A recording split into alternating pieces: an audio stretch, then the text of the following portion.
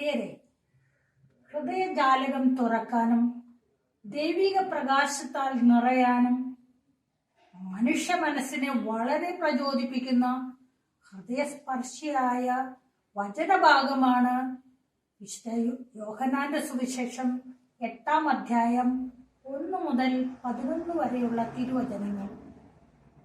പിടിക്കപ്പെട്ട വ്യഭിചാരിണി. വ്യഭിചാരത്തിൽ പിടിക്കപ്പെട്ട സ്ത്രീ, അവളെ കല്ലെറിഞ്ഞു കൊല്ലാൻ വെമ്പൽ കൊള്ളുന്ന ജനക്കൂട്ടം, ഇവർക്ക് മധ്യേ കാരുണ്യത്തിന്റെ ഉയർന്ന മതിൽ തീർക്കുന്ന ക്രിസ്തുവുമാണ് ഇന്നത്തെ മുഖ്യ ചിന്താ വിഷയം. വ്യഭിചാരിണിയുടെ കൂട്ടുപ്രതിയെ നൈസായി രക്ഷപ്പെടുത്താൻ പഴുതുകളിട്ട് ഈശോയെ കുടുക്കാനാണ് ജനക്കൂട്ടത്തിന്റെ കുതന്ത്രം.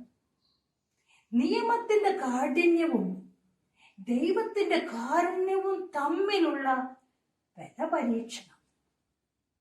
ഇവിടെ 7-ാം വചനത്തിൽ ഈശോ പറയുന്നു, നിങ്ങളിൽ പാപമില്ലാത്തവൻ ആദ്യം അവളെ കല്ലെറിയട്ടെ. ഈശോ ആ സ്ത്രീക്ക് ചുറ്റും വരയ്ക്കുന്ന സംരക്ഷണ വാക്കാണത്. ഈ ഒറ്റ ഡയലോഗ് സീനാകെ മാറ്റിമറിക്കുകയാണ്. അതുവരെ വിശുദ്ധരും നീതിമാന്മാരും സൂപ്പർ ഹീറോസുമായി നിന്നിരുന്നവർ ഒറ്റ നിമിഷം കൊണ്ട് വില്ലന്മാരായി മാറും. തങ്ങൾ പിടിച്ചുകൊണ്ടുവന്ന പാപിനിയേക്കാൾ വലിയ പാപികളായി അവർക്ക് സ്വയം മൗനമായി സമ്മതിക്കേണ്ടി വരും. അഹങ്കാരത്താൽ തല ഉയർത്തി വന്നവർ അപമാനിതരായി തല താഴ്ത്തി മടങ്ങുന്നു. അപമാനിതയായി തല താഴ്ത്തി നിന്നവൾ ക്രിസ്തുവിന്റെ കാരുണ്യത്തിൽ പങ്കാളിയായി അഭിമാനത്തോടെ തല ഉയർത്തി മടങ്ങുകയാണ്. പ്രിയപ്പെട്ടവരെ, അപമാനിതരും പരാജിതരുമായി ജീവിതത്തിന്റെ ചില സാഹചര്യങ്ങളിൽ നമുക്ക് നിൽക്കേണ്ടി വന്നേക്കാം. അപ്പോഴൊക്കെ ക്രിസ്തുവിന്റെ പാതാന്തികത്തിൽ ശരണം ഗമിച്ചാൽ അവൻ നമ്മുടെ അപമാനഭാരം നീക്കിക്കളയുകയും നമ്മെ രക്ഷിക്കുകയും ചെയ്യുമെന്ന് വചനം ഓർമ്മപ്പെടുത്തുന്നു.